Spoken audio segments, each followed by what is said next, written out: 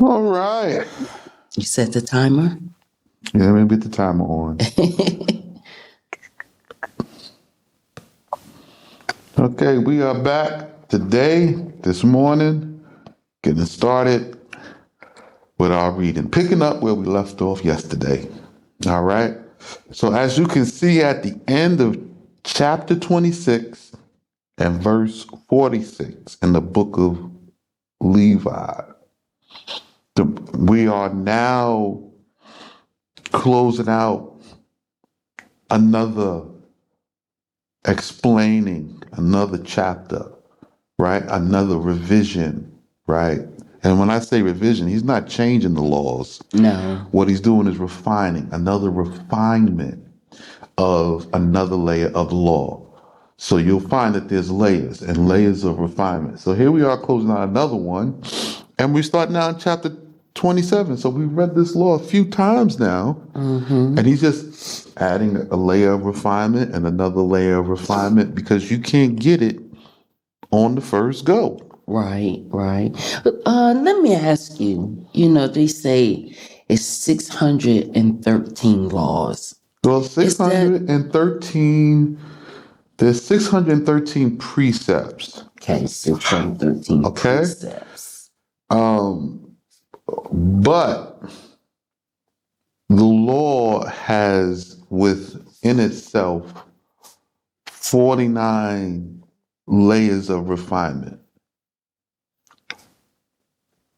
So there's a precept, it'll tell you this is a precept for fringes, but all of the precepts, they are taught in the law, but they're not all expressed as precepts. You'll find them in different places. This is the precepts to this. This is, they literally say they're precepts. Precepts. Right.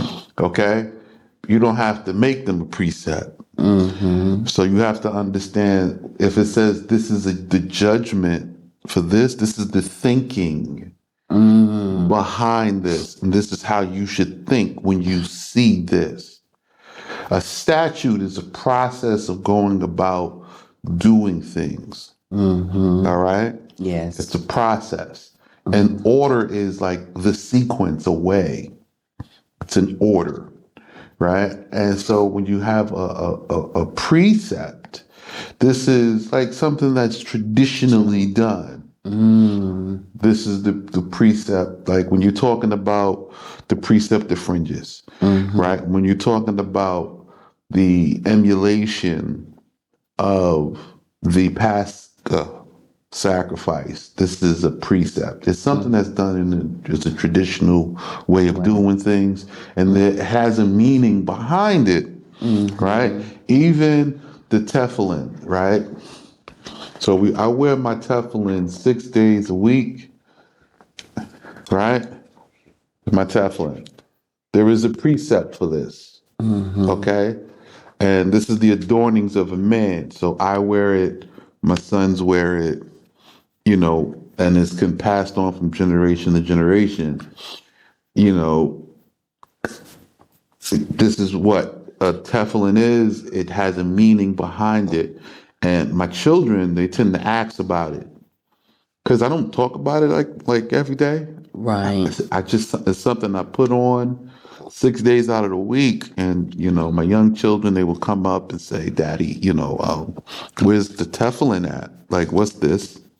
And I explain to them because they ask. Right. Because I wear it 6 days out the week. If you believe that this is for prayer, because that's what somebody else showed you, you didn't read the instructions. This is actually like a marker. And I want to get some investment done, and I want to make more of these and some patches for clothing to be sewn on, patched on the shoulder of the clothing, and for headbands. But these tefillin, they're like uniform. They're like markers. So the entirety of the nation of Israel is, all of the men are marked by these military patches. But this is the sign of your covenant. It's one half of the covenant. The Most High in his name bears the other half. Okay. Okay? With a mighty hand and arm, Yah redeemed from Mitzrayim. Right? Then the other half is Yah, Allah, gracious and merciful, abounding in compassion and truth, keeping truth and bounty for thousands of generations of those who convert unto his law, absolving guilt, remitting sins and trespasses of those who are converting unto the law, but not holding guiltless in the great day of judgment those who refuse to convert unto the law, and those who take his name in vain, punishing the wicked fathers and the rebellious children unto the third and fourth generation. That's the other half. So my half is the mark that I was the one redeemed. The price of my redemption is I must continuously every day be converting unto the laws, customs, and traditions of Abraham, regardless of what state I'm in when I find the laws. So when I found it, I began my search, I say about 9 years ago. 9 years ago, I began my search. I found the law, this specific one, when I was living at the base of Mount Zion, which is Telerad. So that's where I found it. But I kept looking. So I went literally traveling, getting on a plane. I went other places, South America. I went, throughout the states, just investigating, looking for the laws, the witnesses. So you have to find the people of the book. And when I say the people, you can't just look for the children of Israel. They're all over the place and they lost. Right. But the other nations are not. So I had to find Cyprus. I had to find Kittim. I had to find Tyre and Sidon. I had to find these places. And I know a lot of people say, well, they have this in Africa. The law expresses that everywhere the children of Israel got scattered to, they renamed the places they moved to after the places that they were from. So you'll find a Mount Nebo in America. It's not Mount Nebo, but you'll find something named after it. You know what I'm saying? You can look all over the place. But what I had to do was just start and retrace Abraham's steps. And it says Abraham walked from Ur of the Chaldees, which is in Iraq. So he walked from Iraq down to the land of Canaan. And then when he got here, it said the land of Canaan was in a famine. So he walked to Egypt. So when I traced this line, then I could see, okay, Abraham was in this area. Then when I came to the land, I found the ruins of Abraham, the wells of Abraham, even his body is here and being protected by his sons. That's honor. That's honor and respect. You don't let nobody dig up your relatives and slap them in a museum. That is morbid. That is an abomination. That's not what we do. Right. Black people never, no time, nowhere in history dug up some dead relative and propped them up in a glass box for everybody to see. That is not what we do. No. We don't like zombies. Right. And mummies. Mummies and zombies. I mean, the Egyptians did the mummification thing, but they didn't dig them up. No, they left them. They were there to be preserved and memorialized. It's not what we do. These people digging up stuff, if you digging up the dead, that means you don't know who died. And you trying to figure out or prove it. Because you're doing an investigation because it's not your history. Who is in Europe digging up the dead? You don't see one black person nowhere in Europe digging up the dead. Mm-hmm. But let us get on to the reading. And Yah spake with Moshe, saying, Speak with the children of Israel and say to them, When a man willeth to set apart a separation of a vow in the valuing of the life unto the name of Yah. Okay? Mm-hmm. So when a man willeth, this is of his own free will, Right. to take apart the separation of a vow in the valuing of the life unto the name of Yah, then his valuation for a male from 20 years old unto 60 years is 50 shekels. In the shekel of the sanctuary shall be his valuation. So this man wants to make a vow.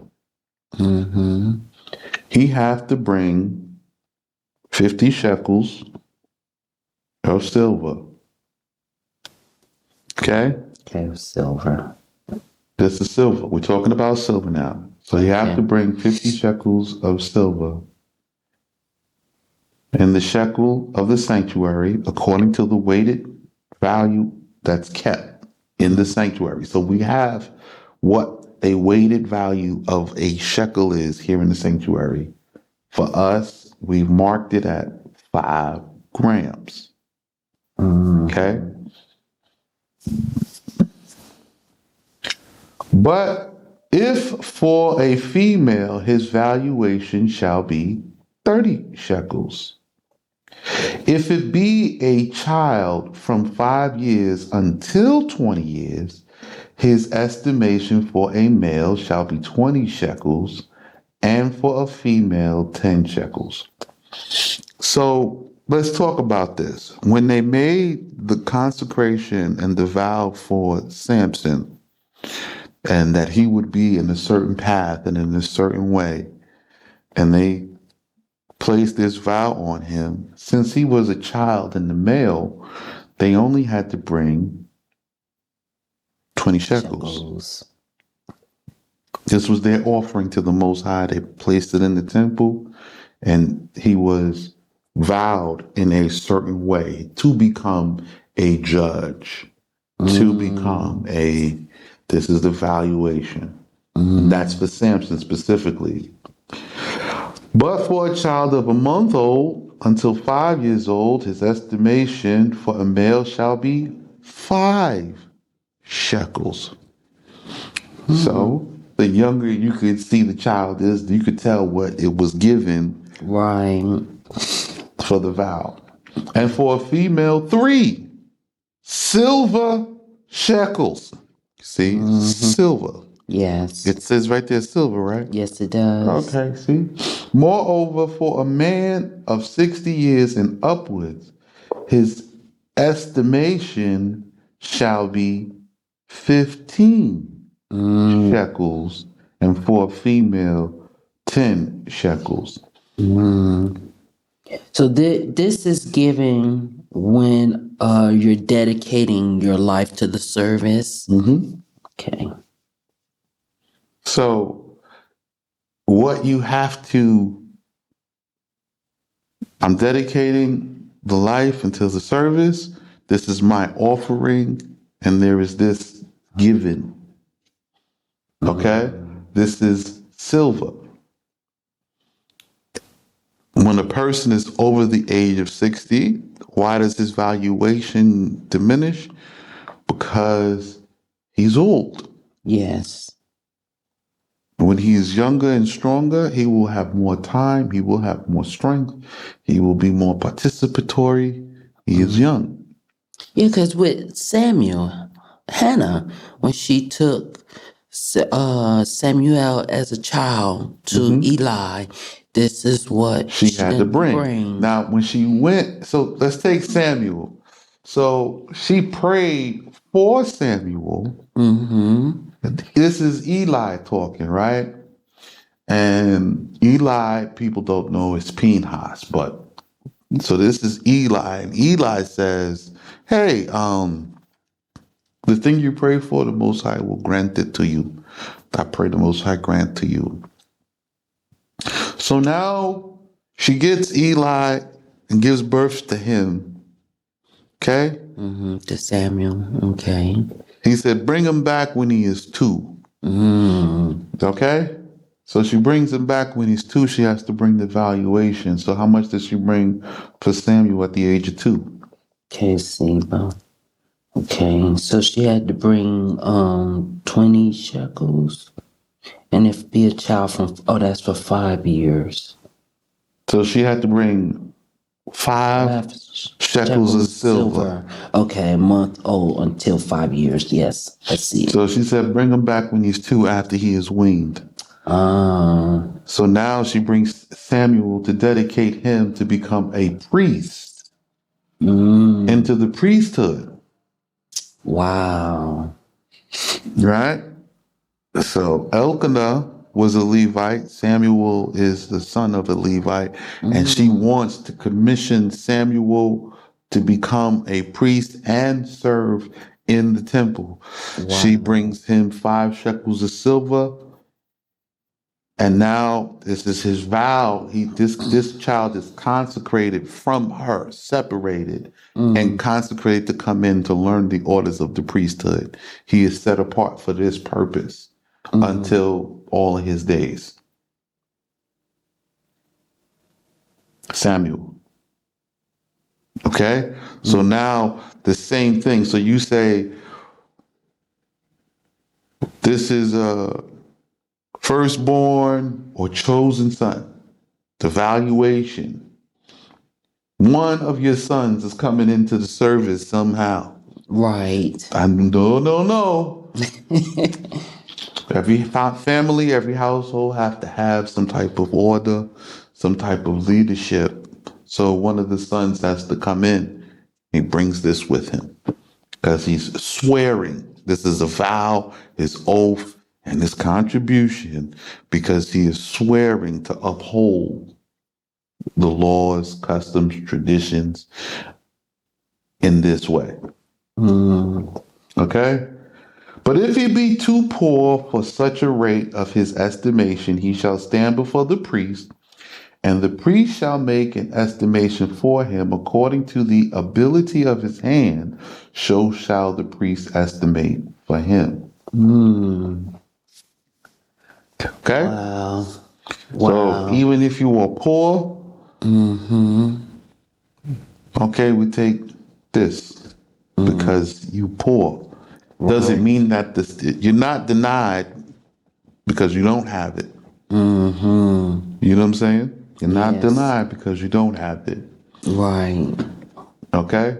And if it be an animal such as such as are offered as an oblation before Yah, whatever he giveth of it before Yah shall be sacred. Wow. Okay? So now if it's an animal, because he just said he didn't have this, but if I give a goat, I give the cow, I give the sheep, I give some pigeons. This is sacred. He's giving it, it's alive. This is sacred, it goes to the priest, and that's it. This is the important part. 27 and 10. He shall not alter it, nor change it. So you cannot, once you make the vow, you can't alter it, you can't change it. Once you offer the animal, you can't offer it, you can't change it. This goes for all vows, all estimations that are given. You can't alter it or change it. Okay? Which is perfect for that which hath blemish, or that in which there is blemish for the perfect. But if by changing he will exchange animal for animal, both that and the one that is changed shall be consecrated. So if you say, I'm giving this. This is the best of my hand. And then you come back, oh, I found a better one. I want to change it. Yeah. You know what? You now lost both of them. So you better make sure you get the Get it right the first time. time. Yeah. If you make a switch, you now stuck giving both because Yes. now that you say this one is better, Mm-hmm. and this is the one that should be given to the Most High. Well, the one you gave gone. Right. It's consecrated already. And this next one you bring, they're going to take this too. Mm-hmm. But if it be an unclean animal, such as are not offered as an oblation before Yah, he shall make the animal stand before the priest, and the priest shall value it, whether good or bad. And the priest shall value, so shall it be. Okay, so now if you don't have the edible kind of livestock, you can now offer donkeys, camels, horses, other things other animals that are not to be eaten. But if he would redeem it, let him add a fifth of its price upon that of its valuation. Okay? Okay. When a man would consecrate his house as a consecrated thing before Yah, the priest shall value it, whether good or bad, according as the priest shall estimate, so shall it stand. And if he who hath consecrated would redeem his house, let him add a fifth of his price to his valuation thereunto, and it shall be his. So you consecrate a thing to the Most High. If you want it back, you get it back, and you add a fifth to it, 20%. Okay. Okay? So, how do you consecrate a house to the Most High? All right, I'll explain very simply. So, I have a building here, and I live near the city. All right? And living near the city, I am still too far away to get to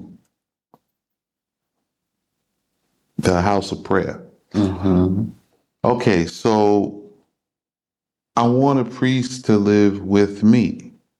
I want somebody close by so we can have prayer here. I can make my sacrifices here. I can do whatever I need to here. All right, no problem. I go to the priest. They give me the valuation. I've received now from the priest the value of the house, right? So he's going to value it. And he's going to give it to me, and it's the priest now. It belongs to the priesthood. All right. The priest is here. This is this. And they growing and this, that, and the third. Guess what? We grow. The place flourishes. Now the priest, he and his family is too big for this place, and they move out. Guess what? What? When this priest move out and he get another place or build a bigger house or whatever, this thing that's consecrated still belongs to the priesthood, and any priest can come in there. So if I want it back, I have to give the priest back everything he gave me plus 20%. That's not usury because there's a law for this. I give the priest back plus 20%. And then the priest is free to go. Okay? Well, he was free to go anyway. But I get my building, my property, I get it, the house back, the apartment back. So consecrating your house is not splashing oil, anointing oil all over the place.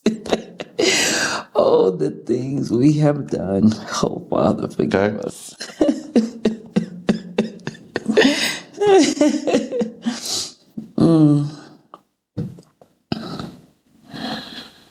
And if a man would dedicate a portion of the field of his inheritance before Yah, so now this is how the priests get portions. You dedicate a portion of a field to The service of the Most High, okay? Mm-hmm. This is for the priest, it's a portion of the field. The valuation of it shall be according to the measure of its seed. Mm. Okay? We'll be right back. So the valuation of it is according to the measure of the seed to sow it. So a space on which may be sown a core. Now I Right. mentioned this in the The other last day. video, Yes. right? Which is 75 and a half pints of seeds. 75 and a half pints of seed.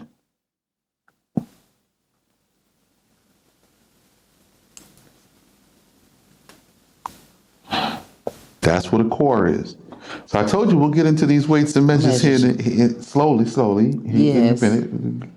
But 75 and a half pints of barley shall be considered worth 50 shekels of silver. A core is equal to 50 shekels of silver, and that is 75 and a half pints of barley.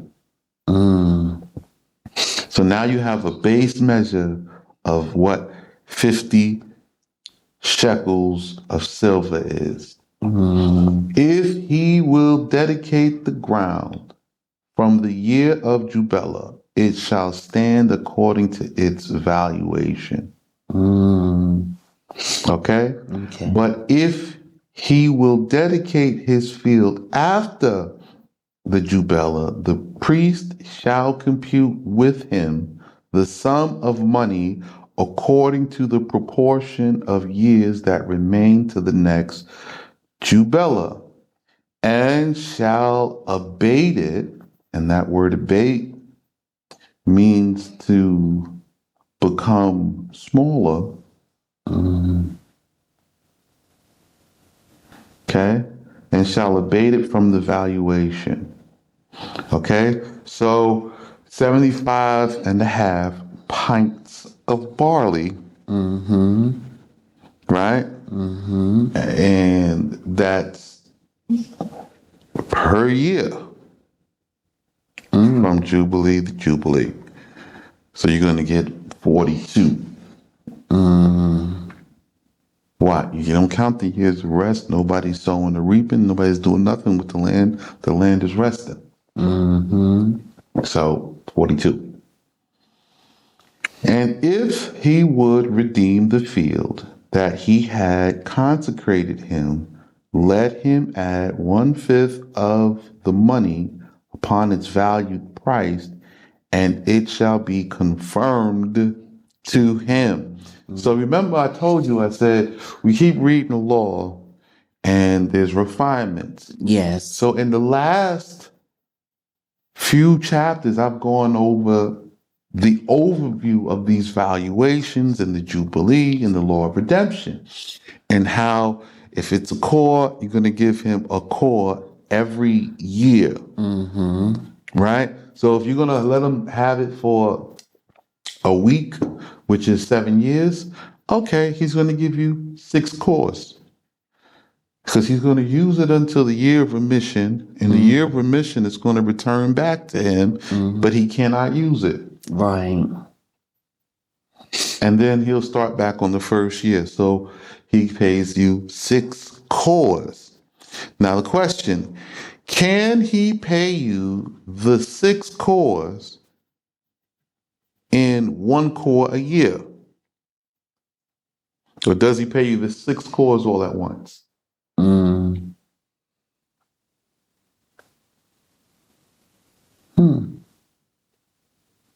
Yes, he can pay you the 6 cores yearly. So he could come to you with one, say he only have 2 cores. Right. But he wants to work this field and he makes an agreement with you, and I'll work it for a week. I need to grow some money and grow something. Okay. I give you one core now, and I'll give you one core every year for the next 5 years. Right. So you get 6 cores. I give you a core. This for this year, but I'm going to sow this core, and now from this core, what grow from it, I'll give you a core, Right. and we can work. So I give you 1, 2, 3, 4, 5, 6 cores, but the last core of that 6th year is all mine because I gave you 6 cores. Right. So now the last is mine, and if it produced double or triple, that's mine. That's not yours. This is mine. Right. You get it the next week. And if he would redeem the field, you have to add 1/5 of the price. If he will not redeem the field, but sell it to another man, it shall not be redeemed again. So now, if you don't come back and get your field, and your field, you let your field be sold to somebody else, okay? You cannot go to the new person and redeem it from him. Right. Right? Because what you're trying to do is because you sold it to a priest, right? You're selling it to a Levite. You're selling it to him. Then you didn't want to pay the 20%. So you wait for the priest to sell it to the next guy. Then you go and circumvent that guy to come around and get it from him. And he has to deal with you according to the law of your brethren, and you get it for 20% less. You're trying to be slick. Yeah, no shady business. You got caught.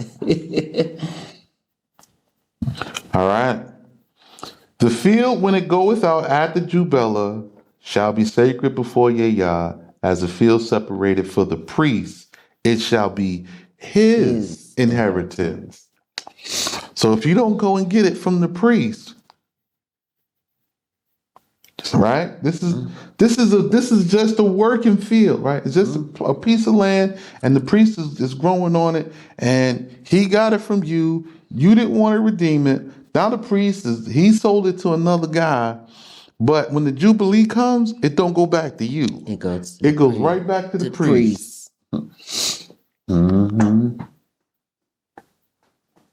All right. So now that's how that works. Now the priest also, if you choose to redeem it, the priest has to redeem it to you. Right?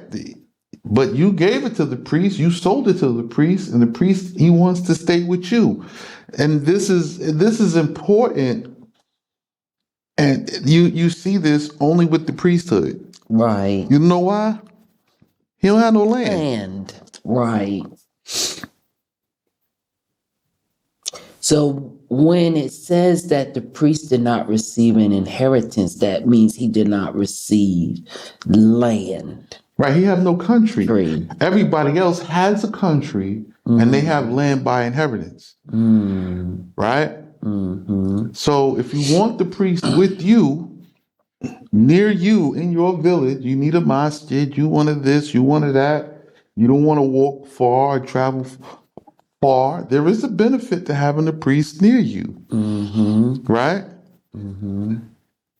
This is how you deal business with him, because he can't just come and lay claim and carve up on your land. There has to be an agreement. There has to be an equal exchange. This is the exchange for what the priest is, receiving. Right. And from what the priest is receiving, this is what you're going to get, and this is how business is transacted. If you want your land back, just give him back what he gave you plus 20%. If the priest is to keep it, the priest will go out and he can keep it, and you can keep him there. It could be his forever. Right. And that's just depending on how y'all work together. Right, the agreement that's made between them. You know what I'm saying? Like I said, there is a blessing with having a priest on your land. A priest will only come and speak to you after seeing a sign that it is good for him to be here. He has to see a sign. And when he sees this sign, then he knows I'll come here and the blessing will be here and the people will prosper. All right. 22. And if he would consecrate before Yahweh a field which he hath bought, and which is not of the land of his inheritance, then the priest shall compute with him the amount of the price of its valuation until the year of Jubilee, and he shall give its value on that day as a consecrated thing before Yahweh. Okay, so he gives the value on that day. So he makes the agreement that day, he gives the value of it that day. In the year of Jubilee, the field shall return to him whom he bought it, to him who had the inheritance of the land. And every valuation shall be in shekels of the sanctuary, 20 mahim, okay? 20 mahim are a shekel. So now you're asking, what's the mahim?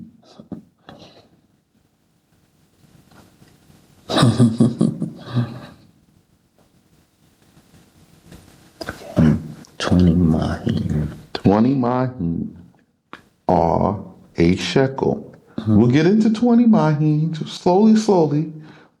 I'm just showing you how it breaks down. I'm showing you where the value is. Yeah. And seeing all these things that are done during the time of Jubilee really, really makes it more and more clear of why at the time of Jubilee the strangers and the sojourners go back to their land, because so much business, family business, is being done and taken care of during this time. Yeah, you were dealing with each other in business. We don't really have the time, the space to be dealing with outsiders, because this has nothing to do with them. They don't have a possession here. Right. We dealing with ourselves. Okay?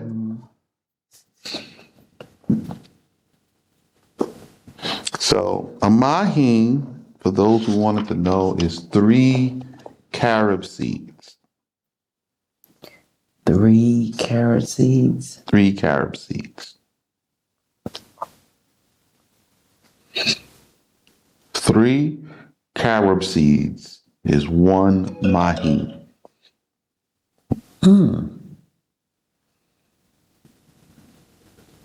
Wow. This is the smallest weight that we have, 3 carob seeds.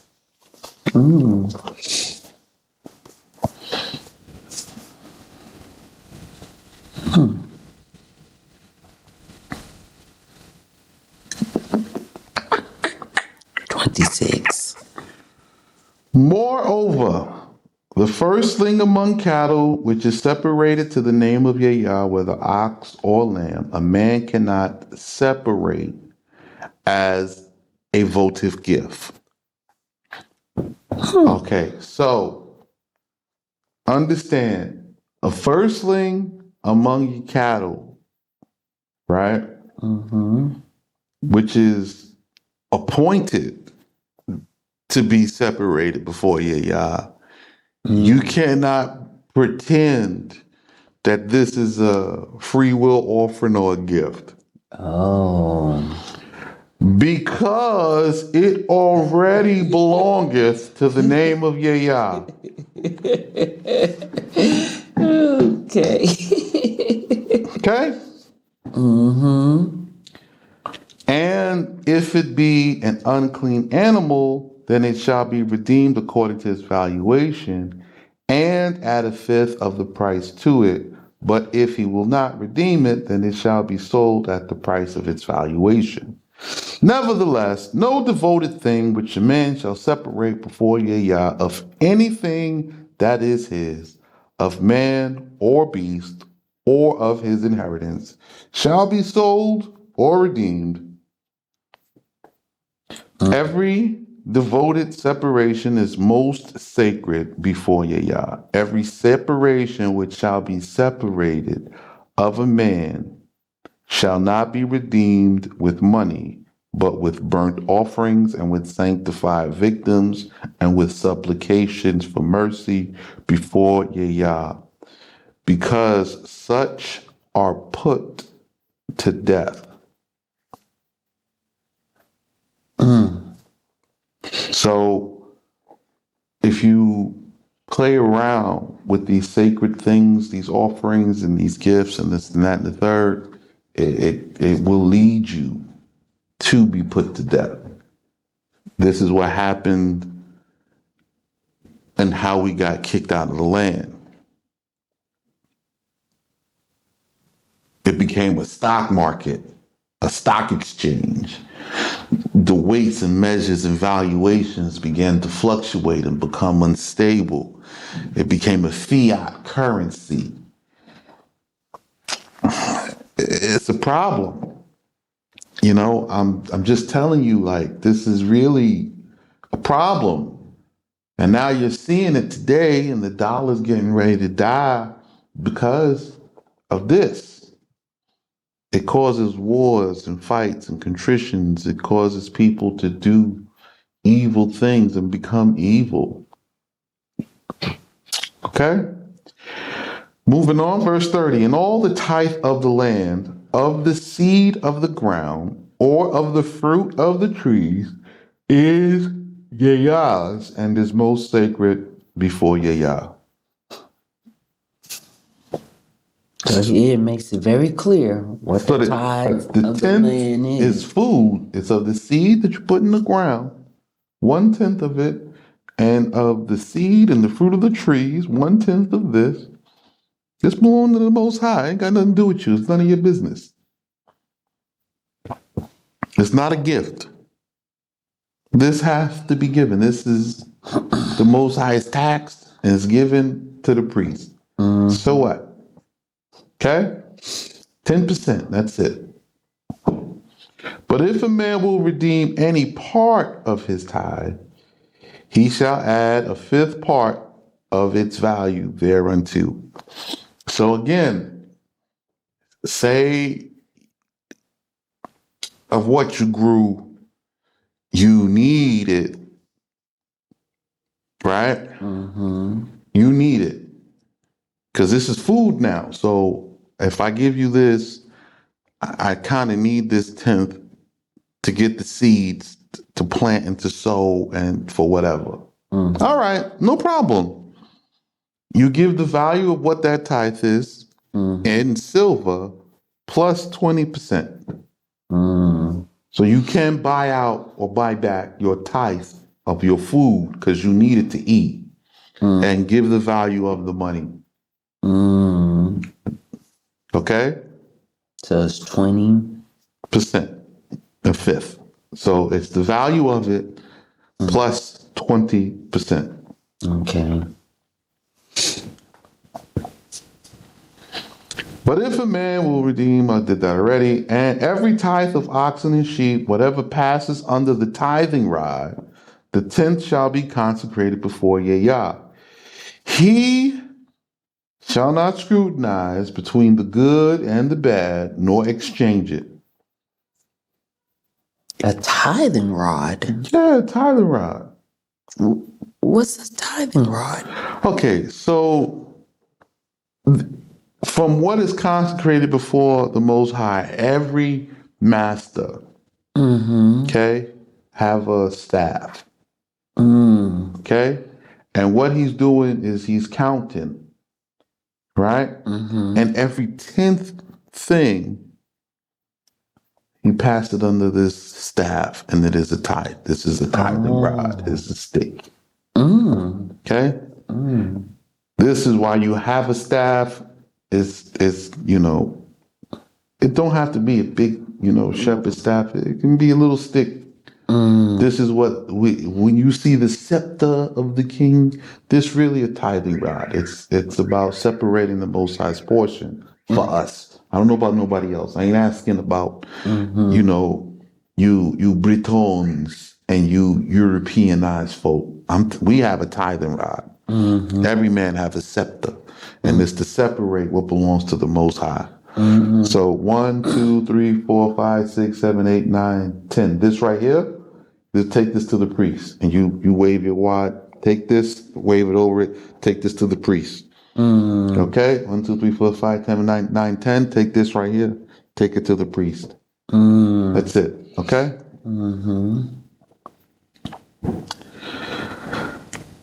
Finishing 33,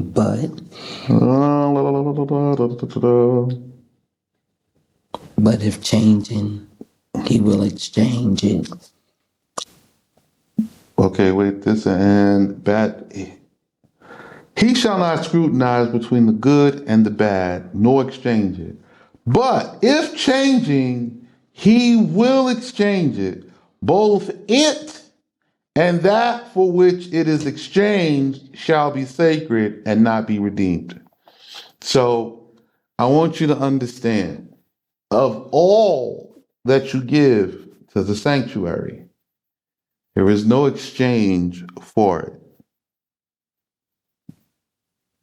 If you try to make an exchange, you lose both. It just costs you double. Okay? So when it says The Most High accepted what you gave at first. so no refund. Pretty much Ain't no refunds. Ain't no refunds. Okay. There's no refunds. And the penalty for being tricky or lack of diligence is the payment of double. So if you give the Most High and this is honestly your best, then it's your best. If you find better and you want to make an exchange, and there will be those who try, then you end up giving double. But the person that give double, this is not a penalty, so to speak. It's just you in your heart may not want the guilt of, I didn't give the best. So you're going to end up losing double. They both take this one. This is the better one. This one is not as good. Oh, but we consecrate this. No problem. Take both. Just take it. I just want the blessing. Because the sincerity comes from the giving the best. right. So you want the blessing. It won't be discredited you for exchanging because this is the best. Okay, well, this is this, and this is just free will. You can't get it back. These are the precepts. So all of what I just wrote in chapter 27, all of these are precepts, and they concern valuation and money. Each one applied in its way to its thing. So all of those were precepts. Yes. So this is a whole chapter of precepts. Yes. Now we mentioned precepts, right? Yes, we did. Okay, so here we go. Most I answer your question. Yes. Okay? Which Yah prescribed unto Moshe, of which not one must be trifled with or innovated upon. Now this is for the whole book. Right. Right? So most people don't know Genesis and Exodus comprise one book.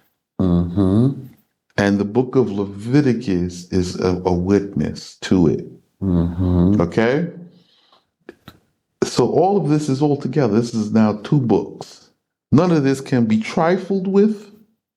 No, you can't trifle with it. It's not written here. Don't trifle with it. Or innovate upon it. Don't create something new on top. You can't construct your own doctrine. You can't make up your own precept. You see, because when you take this and this, you could come up with, nah, man. make all these different versions. Right. That don't work.